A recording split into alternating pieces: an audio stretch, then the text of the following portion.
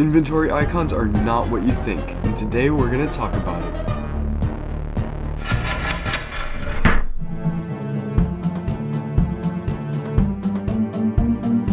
So in my current game that I'm working on, Iridia 235, I have finished making the basic inventory system, so I'm now familiar with how they are made. Inventories are a medium for the player to access a list or dictionary that contains more list information about item information, like the identification of that item, the stack limit, and the amount.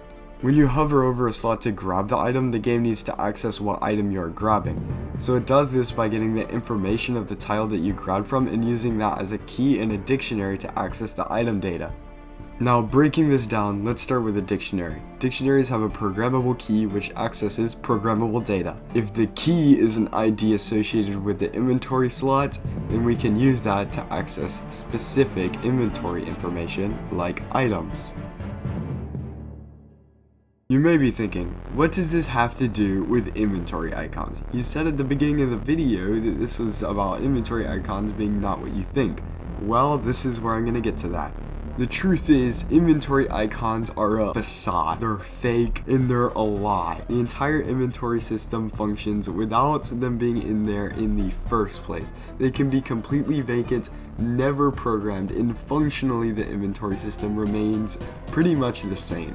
The reason they're there is still very important though, almost paramount, because it is frankly almost impossible to navigate an inventory system without those icons. You don't just want to be looking at dictionaries and lists all day, that's pretty hard to read. Before I started making games, I honestly thought these icons were basically how inventory systems work, moving around physical game objects. And while you probably could still do this, it's nowhere near as efficient and a lot more difficult to save that data. You might say, well, when you pick up the object, the icon goes next to the mouse. And that is true, but you're not actually picking up the object. All that's happening is the game stores data of the slot which you picked up the item from, puts that into a temporary data position, and then there is another icon that teleports to your mouse constantly and displays that information.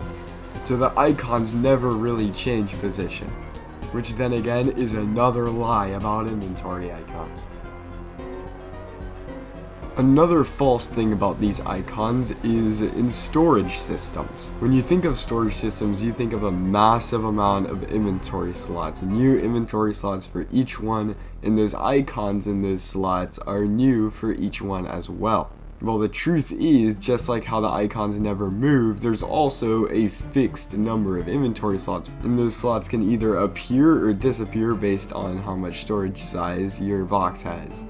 When opening up a storage box, it uses its position to access a dictionary, to then access the inventory slots dictionary, to then access an item list, and then you can just kind of reuse the same code from the inventory. In conclusion, inventory slots may be not very necessary and a little bit deceiving, but they're still extremely useful to a game. They're part of the GUI, graphical user interface, and they help actually play the game. This video goes out to anyone who thought those slots were actually moving. We've all been there. Anyways, make sure to smash like and subscribe, and I'll see you in the next video.